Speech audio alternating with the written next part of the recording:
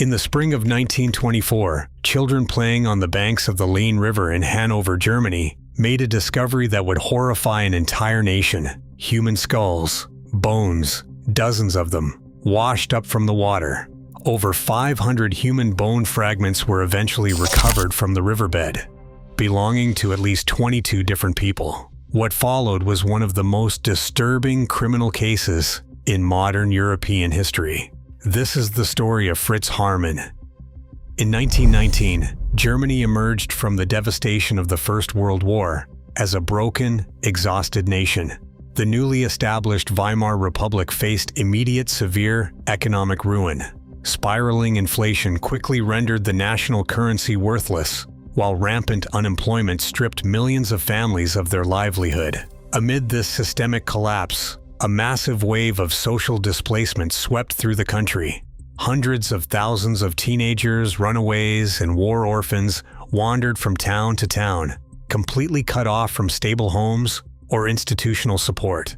The social conditions of the early republic left these youths exposed and invisible, their absences rarely noted by a society struggling to feed itself.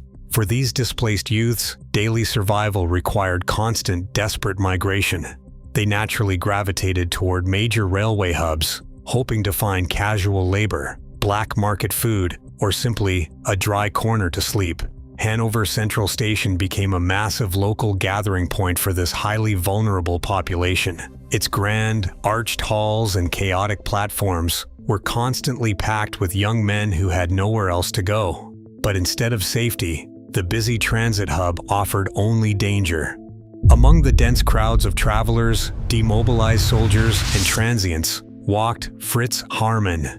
He was a familiar presence in the station's dark corners, quietly observing the incoming trains, waiting for the most isolated and defenseless boys to step off the carriages.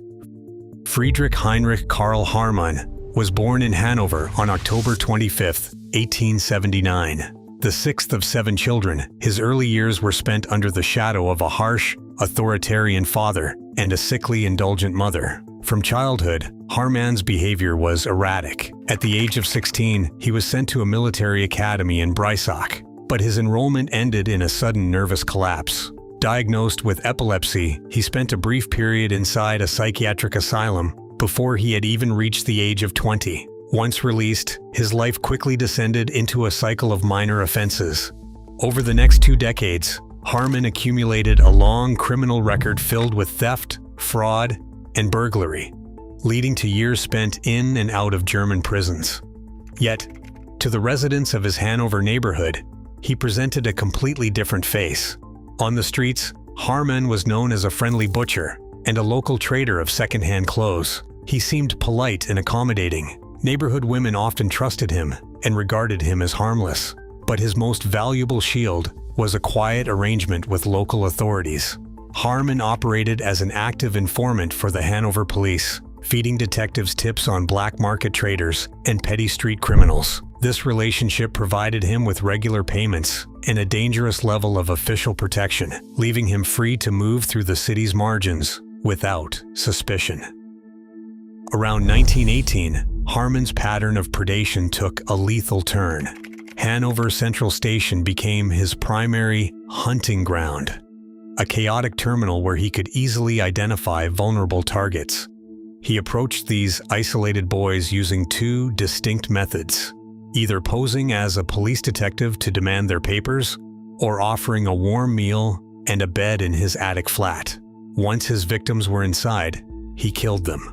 In his confession, Haarmann described biting through their windpipes during the assault, a practice he called the love bite. He then dismembered the bodies in his room, discarding the skeletal remains in the Leine River. Between 1918 and 1924, at least 24 boys and young men were murdered, with the age range heavily concentrated between 14 and 22. These were young people with families and futures. 17-year-old Friedel Roth became the first known victim. Ernst Spieker, also 17, vanished while traveling to appear as a court witness. 14-year-old Heinz Martin, an apprentice locksmith, disappeared directly from the station platforms. While the official investigation focused on 24 cases, The true scale of the violence remains unresolved. During his interrogation, Haarmann admitted that he could not remember how many lives he had taken. He estimated his total victim count lay somewhere between 30 and 70. In October 1919, Fritz Haarmann met Hans Grantz, an 18-year-old homeless drifter selling clothes at the station. The two quickly became lovers, and Grantz moved into Haarmann's attic flat. Their relationship soon shifted from companionship to shared culpability. According to Haarmann's testimony, Grantz was no passive observer. He sometimes selected specific victims based on clothing he wanted to claim for himself. When the crimes came to light, Grantz was tried alongside Haarmann. He denied direct participation in the killings, but the court found he had full knowledge of the slaughter. Though initially sentenced to death, his punishment was commuted to 12 years. After serving his term and surviving wartime imprisonment in a concentration camp, Grantz returned to Hanover, living there until around 1980. Hanover police knew Fritz Haarmann's name and criminal history long before his killing campaign ended.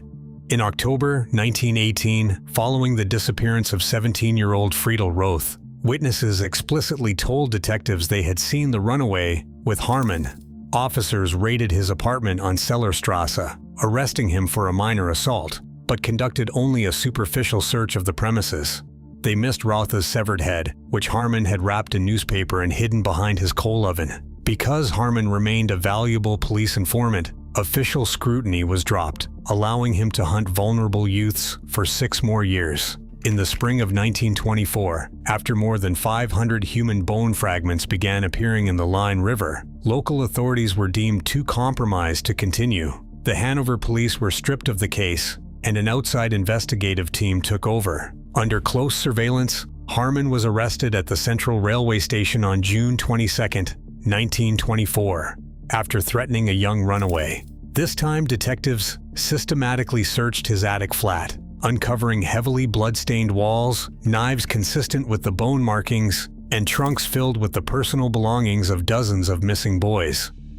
The trial of Fritz Haarmann opened on December 4, 1924, at the Hanover Assizes, quickly becoming one of the first major media spectacles in German legal history. For over 2 weeks, the courtroom served as a grim theater. The prosecution called more than 200 witnesses to the stand, including grieving families who identified their son's personal effects, forensic pathologists who cataloged the cut marks on the river bones, and local police officers forced to explain their long association with the accused. Obsessive daily press coverage carried every unsettling detail to a shocked international public. Throughout the proceedings, Haarmann maintained a calm, almost theatrical demeanor, appearing to relish the attention of the packed gallery. He frequently interrupted testimonies, laughed during grim descriptions, and corrected minor details, displaying a total lack of remorse. Though charged with 27 murders, the court convicted him of 24. On December 19, 1924, the jury delivered a guilty verdict, sentencing him to death. 4 months later, on April 15, 1925, the 45-year-old killer was led to the scaffold and executed by guillotine at Hanover Prison. His reported last words remained as defiant as his courtroom performance. "I repent, but I do not fear death." The true horror of Hanover is not just the predator, but the system that shielded him. When institutions value informants over the vulnerable, the marginalized pay the price. That complicity remains a warning we cannot ignore. Subscribe to Chronicle for new documentaries and untold histories.